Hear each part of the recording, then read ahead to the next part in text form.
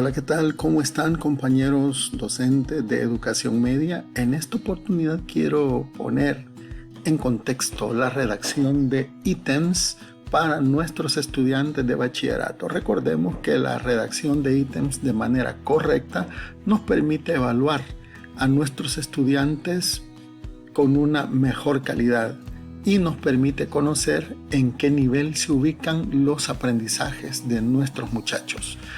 En primer lugar, quiero recordarles que calibrar correctamente los ítems según la taxonomía de Bloom implica incrementar el nivel cognitivo de las tareas, pero de forma progresiva y coherente con los objetivos curriculares. Bien, entonces la gran pregunta siempre es, mira, ¿y cómo voy a calibrar la evaluación en bachillerato usando la taxonomía de Bloom? El primer paso es identificar las competencias de la asignatura. ¿Cuáles son las competencias que voy a perseguir? Tienen que ser claras y tienen que ser medibles. Tienen que estar, por ejemplo, basadas en el currículo nacional. Por ejemplo, supongamos que esta fuera una competencia. Analiza los factores que afectan la velocidad de una reacción química. Allí tendríamos una competencia. Todo tendría que girar en torno a ella. Luego tenemos que relacionar la competencia con un nivel dentro de la taxonomía de Bloom. Ese es el segundo paso. Para eso debemos de saber cuáles son los verbos que identifican a cada uno de los niveles. Por ejemplo, definir, listar, mencionar e identificar se relacionan con el nivel de recordar o de conocimiento. Los verbos explicar, describir, resumir e interpretar se relacionan con el nivel de comprensión. En el nivel de aplicación tenemos los verbos resolver, demostrar, usar e ilustrar, entre otros. En el nivel de análisis tenemos examinar, comparar, categorizar o descomponer, también entre otros. Y en el nivel de evaluar tenemos justificar, argumentar, defender y criticar. Y en el nivel de creatividad o crear tenemos diseñar, construir, formular, proponer. Estos serían los niveles de la taxonomía de Bloom y sus verbos. Entonces, los primeros dos, recordar y comprender, son los niveles básicos, aplicar y analizar son los niveles intermedios y evaluar y crear son los niveles superiores. Muy bien. Entonces, el tercer paso es diseñar los ítems alineados con el nivel deseado. Voy a poner por aquí unos ejemplos. Fíjense bien el nivel de recordar. Tengo aquí como ejemplo de ese nivel, si el objetivo es que el alumno debe identificar los principales compuestos orgánicos, el ítem dentro de esta categoría de conocimiento o recordar sería menciona 3 tipos de hidrocarburos presentes en la industria petrolera. ¿Qué tiene que hacer el alumno? Nada más que mencionar, no tiene que argumentar nada, solo mencionar. Entonces por eso es fundamental o básico. En el nivel de comprender, si el objetivo fuera y explica el impacto de la globalización económica, eso es en estudios sociales, el ítem sería cómo influye la globalización en las economías. Como puedes ver, el nivel de comprensión ya implica una explicación, es decir, es un nivel más alto. En el nivel de explicación tenemos aquí, si el objetivo es aplica el teorema de Pitágoras en situaciones reales, esa sería una competencia. Entonces el estudiante calcula la altura de un árbol que proyecta una sombra de 5 metros con un ángulo de 60. Aquí él está aplicando, en el área de matemáticas está aplicando ¿qué? El teorema de Pitágoras, pero podemos utilizar la aplicación en todas las áreas. En analizar, analiza los elementos simbólicos de una obra literaria. Este es un nivel ya superior. Le decimos al estudiante, analiza el uso del símbolo del espejo en el cuento La casa de Asterión, de Jorge Luis Borges. Eso es en el área del lenguaje. De eso yo sí no sé nada. De ese libro por lo menos, porque sí leo, pero ese no lo he leído. Y tenemos también el nivel de evaluar argumentos sobre el uso de la energía nuclear. Si ese es el objetivo, entonces hay que redactarlo así. Lee los textos A y B, que se le dan 2 textos, y decide cuál presenta una postura más coherente. Justifica tu respuesta. Bien, entonces la redacción del ítem tiene que estar basada en el objetivo o competencia y dentro del nivel. utilizando adecuadamente los verbos. Continuemos entonces con el de creación, que nos dice: diseña un modelo sustentable de vivienda para zonas rurales. Si ese es el objetivo y el nivel será crear, le vamos a pedir al estudiante: propon y describe un modelo de vivienda ecológica para comunidades rurales salvadoreñas en el área de tecnología. Esos, como les dije, son ejemplos, y tengo algunas recomendaciones que me gustaría compartirlas con ustedes. En bachillerato, no todos los ítems deben ser de nivel alto, pero sí debe haber un balance entre los niveles bajos, medios y altos. Se recomienda el uso de rúbrica para evaluar los ítems analíticos, evaluativos y creativos, es decir, el intermedio y el superior. Involucrar a los estudiantes en actividades donde tengan que justificar, debatir, diseñar o resolver problemas reales. Aquí estamos hablando de ponerlos a exponer, pasarlos a la pizarra a resolver ejercicios para ir explorando esos niveles. Asegúrate de que los ítems estén contextualizados al entorno de los estudiantes. Y ojo, esto es muy importante: nunca pongas en un examen preguntas de temas que nunca vistes en clases. Asegúrate de preguntar lo que se vio en clases, porque de lo contrario el alumno va a quedar defraudado, decepcionado, y a ti los resultados tampoco te van a gustar porque van a ser resultados bajos. El porcentaje de ítem por categoría de la taxonomía de Bloom en un examen depende del propósito de la prueba. También depende del nivel educativo y si se trata de una diagnóstica, una formativa o una sumativa. Sin embargo, en el bachillerato se recomienda progresivamente aumentar el porcentaje en los niveles intermedios y superiores, que son analizar, evaluar y crear, sin descuidar el básico. Bien, aquí hay unos porcentajes que son sugerencias. Por ejemplo, en una prueba, el nivel recordar debería llevar de 10 a 15%. ¿Qué hace este nivel? Este nivel lo que hace es evaluar el conocimiento básico y la terminología. En comprensión se recomienda que ya la prueba tenga de 20 a 25%. ¿Qué hace este nivel? En este nivel el alumno ya puede verificar comprensión e interpretación de conceptos.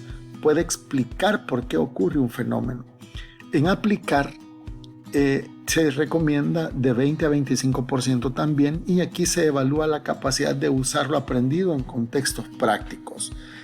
De análisis se recomienda que sea de 15 a 20%. Se trata de medir habilidades de descomposición, de comparación y de relación. Aquí puedes, por ejemplo, pedirle que ordene los pasos que lleva la solución de un ejercicio matemático o un balanceo en química, balanceo de una ecuación química. En evaluar se recomienda que sea de 10 a 15%. Aquí se examina juicio crítico, toma de decisiones y argumentación, y creación de 5 a 10%. No satures tu prueba de niveles intermedios y superiores, porque el alumno va a sentirse frustrado.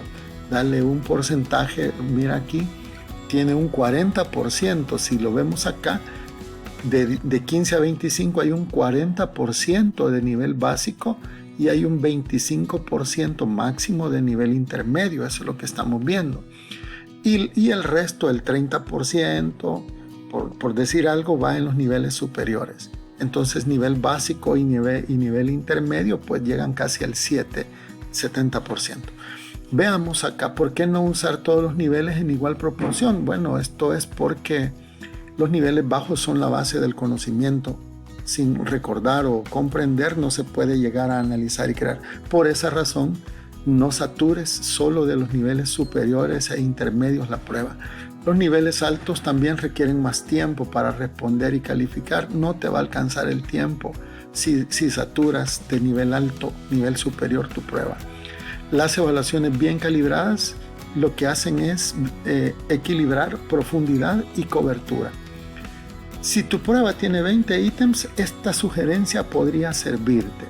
Vean, de recordar de 2 a 3 preguntas, de comprender de 4 a 5, de aplicar de 4 a 5 también, de analizar 3 o 4 y de evaluar 2 o 3 y de crear 1 o 2. Pero ya te dije, si vas a hacer solo 10 pruebas, 10 ítems, pues regúlalo de manera que el 70% sea básico e intermedio y el 30% sea superior. Bien, por allí tú eres libre de hacerlo, pero dependerá de tu forma de trabajo también. Ahora, lo que te quiero comentar acá es sumamente importante porque para tener una evaluación bien elaborada hay que tener claro qué tipo de evaluación estamos haciendo. Por ejemplo, si es una evaluación diagnóstica, tienes que enfocarte en los niveles recordar y comprender. Diagnóstica, recordar y comprender. Si es formativa, conviene utilizar los siguientes niveles: comprender, aplicar y analizar. Fíjate bien, intermedio y superior. Si es sumativa, conviene aplicar y crear. Es decir, que ya aquí es una prueba un poquito pesada, ¿verdad? Aplicar y crear. Cuando estamos hablando de una prueba pesada, no estamos diciendo que le vas a poner 10 ejercicios de aplicación y otros 10 de creatividad, porque no. Muchas veces la aplicación se puede evaluar con un ejercicio. Relaciona siempre los ítems con las competencias del currículum nacional, siempre.